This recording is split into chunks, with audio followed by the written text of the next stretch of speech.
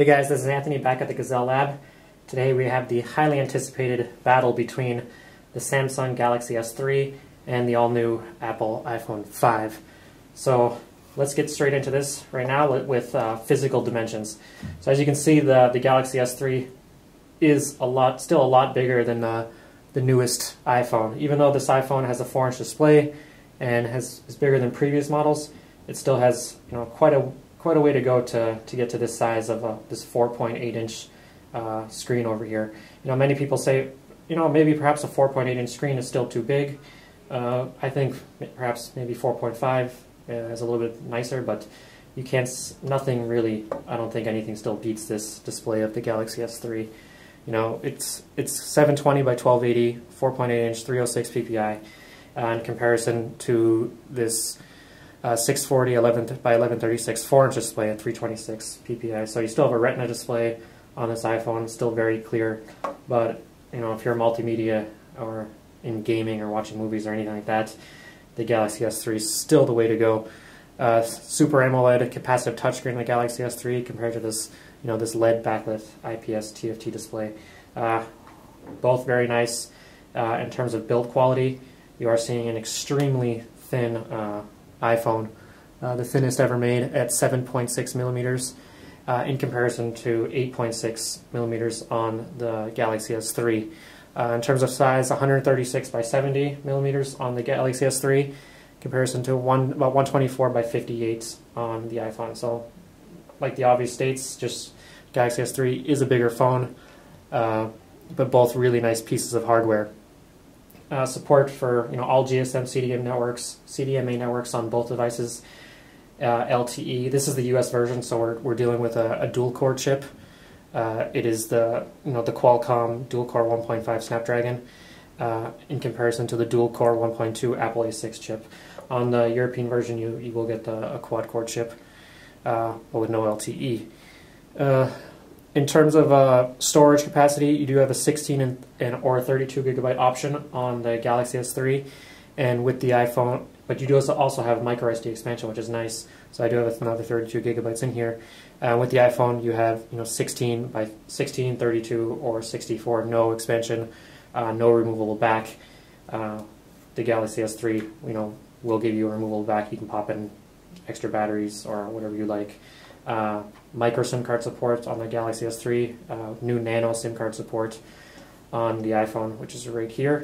In terms of the top, nothing, just the headphone jack on the Galaxy S3, power button, screen lock on the iPhone. Look at the bottoms, charging port on both, micro USB, and this is the new Lightning 9-pin dock, and you do have the headphone jack on the iPhone, which is the first time they put it there. It's normally on the top. Then on the other side, volume rockers on both. Then you do have the, the mute switch for the iPhone. Let's get into some features of both devices. So we'll take a look at the cameras. Both devices feature outstanding 8-megapixel cameras, two of the best cameras in the industry, I think, right now. It'll be interesting to see a lot of talk about this new Lumia 920 that's saying their camera's amazing as well.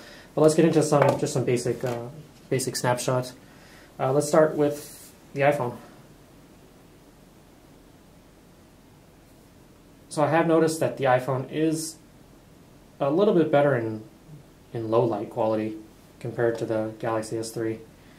Other than that, I think they're pretty much directly on par with each other in terms of actual quality. So there you have it. Both still very good pictures, good quality. I think in terms of, if I had to pick one in terms of quality, I would say perhaps the iPhone is a little bit better just because of the low light, and both do feature panoramic modes.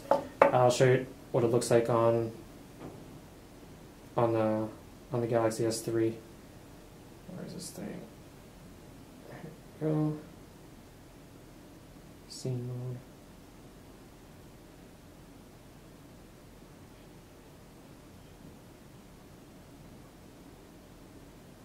Shooting mode, here we go. So panorama. So this, you want to hold the phone this way for panorama when you're taking a picture. But if you look at it on the iPhone, you hold the phone vertically. This is an option. It's kind of always been there for Android, so it's really nothing new. But for iPhone, it's very interesting, and it does take great quality panorama pictures. They both do. So they do both also have front-facing cameras. I think you have a 1.9 on the front of the Galaxy S3, and you have a 1.2 on the iPhone. In terms of battery life, you have a 2100 mAh battery. I think you get up to about 200 hours of standby time, 10 hours of talk time on the Galaxy S3, and then you have a lithium polymer 1440 mAh battery on the new iPhone, which will give you about 225 hours or 8 hours talk time, 40 hours music play. I think they're, maybe perhaps because the screen's a little smaller, you're getting a little bit better battery life on the iPhone, and iOS 6, doesn't eat up as much battery as Android. I do use a lot of custom skins and widgets, and moving wallpaper on my Galaxy S3, so maybe that's why it chews through a little bit battery a little bit faster. Other than that, Bluetooth on board, 4.0, A2DTP on both devices, pretty much standard now. LTE on both devices, like I said. So when it comes down to which phone is for you, these are probably the two best devices on the market right now. And if you're going to go with an Android phone, the Galaxy S3, hands down, is the best phone out there. Right behind that, you could say the One X, or from HTC, or this new Xperia T that just got released. I think the Galaxy S3 is still, the phone. And in terms of the iPhone 5, yes, it is. It's the best iPhone ever made. It's thinner, lighter, extremely fast. It does seem a little bit faster than my Galaxy S3. I think, this new chip is extremely fast, and iOS 6 is, very light compared to Android, and just really zooms through things. So, and the GPU, the triple GPU makes for, some nice gaming and stuff. So, like I said, if you're an iPhone user, this is probably the upgrade for you. If you're heavily invested into iOS apps, movies, iTunes, stuff like that, and you want to stick with Apple, this is definitely the way to go. Let's say you're on a 4S and you really don't have that 2-year pricing available to you, and you're not, you haven't really bought a lot of apps, you're just new to iPhone. I could see making the switch to a Galaxy S3. It's got the bigger screen, nicer display. It's better for multimedia. Everything else is just as good. It really comes down to what ecosystem you're comfortable with. At the end of the day, in terms of 2-year pricing, they're pretty much right now. Well, now you can get this for a little bit cheaper for $99 on Amazon, and $199. So it's it's really up to you at the end of the day. So there you have it. I hope you enjoyed my review of these two wonderful devices. Either way you look at it, you can't go wrong with either one of these devices. You have the best in iOS with the iPhone 5. Really blows past other previous iPhone models, and I think you really have the best Android device on the market, especially considering when Jelly Bean hits this officially, it is going to be extremely fast and extremely quicker than other Android models in its class. I hope you enjoyed my review. Thanks.